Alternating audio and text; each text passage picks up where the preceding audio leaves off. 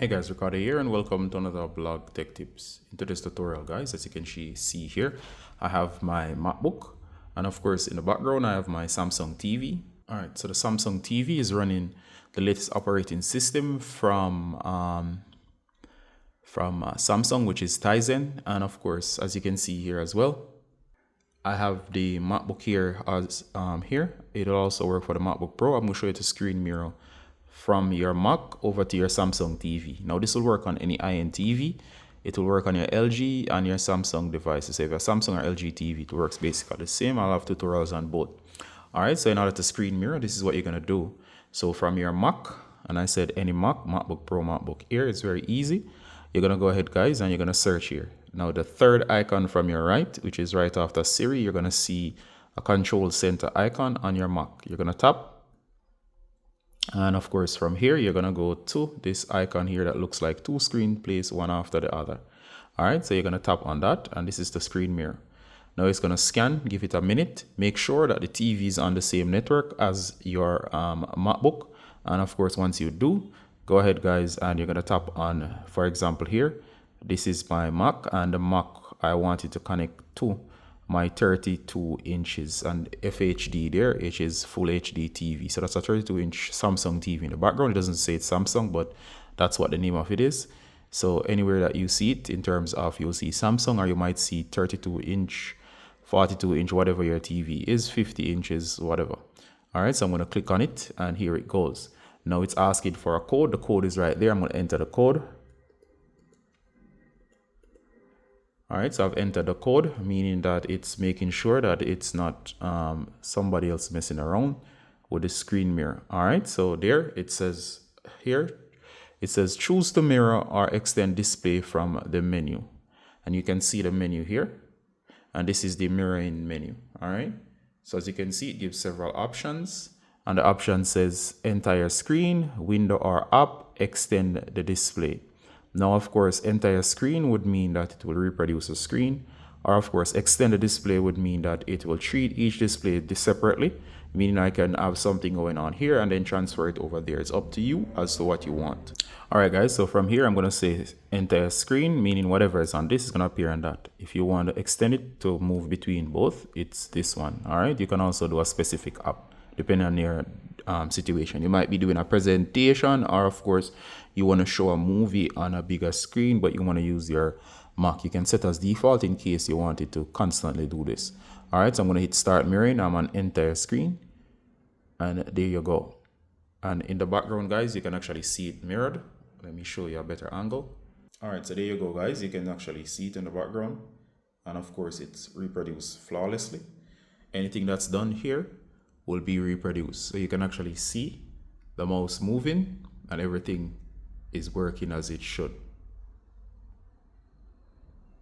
All right, so let's continue. If you want to control it, go here and tap, which is this option here, and you can switch between alternative device. You can stop mirroring at any time, or of course you can change. You can go to your display settings and you can actually still see it in the background there. Of course you can see all of your gadgets. So anything that I do here, it will appear above. All right, next, if you want to as I said, do something else, so for example I can change. So if I change, it will go back to the options. So for example, I'm going to use extend this time, which is another popular option. So I'm going to hit extend displays. All right, so now you can actually see you're using the Mac. This one is nice as well. However, if I want to get over to the Mac in the background there, I'll simply go to the right.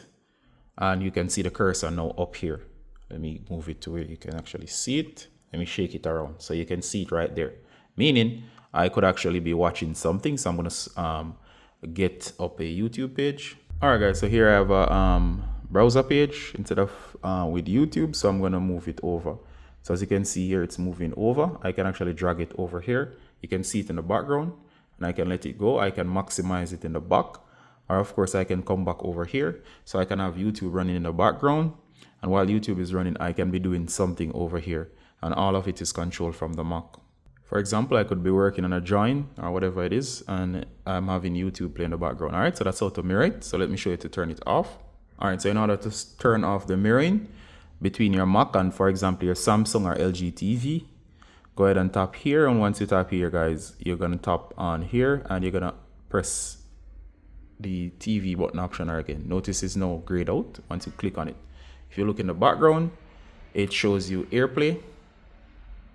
All right, and it's now closed. You can actually minimize your windows, and it's now completed. In terms of the TV, it's showing you information on the TV and so on, how to use AirPlay. So AirPlay settings are right there, so you can actually use the remote. So I'm switching over to the remote here, especially for Tizen. So you notice here it says how to use AirPlay settings. So if you want, you can specifically control the AirPlay settings on your Samsung TV. So I went into AirPlay on the Samsung TV. Let me adjust this. So from here, you can turn on and off AirPlay. So you can actually have, and this is Tizen. This is what it looks like, a latest operating system. You can say require code. That's best for security, so that nobody automatically simply sends anything to your TV. So it says first time only. So if you want, you can actually turn it off in terms of when it requires a code. You can set it once or always. Subtitles and captioning, you can actually have that be done as well. You can reset the history of paired devices, especially if you're having issues connecting. And of course, it's quite easy, and you can go to the about to find out more about AirPlay. All right, so that's how to mirror your MacBook Pro, MacBook Air, whatever it is, to a Samsung TV. I'll be doing the LG TVs as well, so hope you stay tuned for that. And of course, see you in the next one, guys. And it's very similar across TVs. See you in the next one. Bye.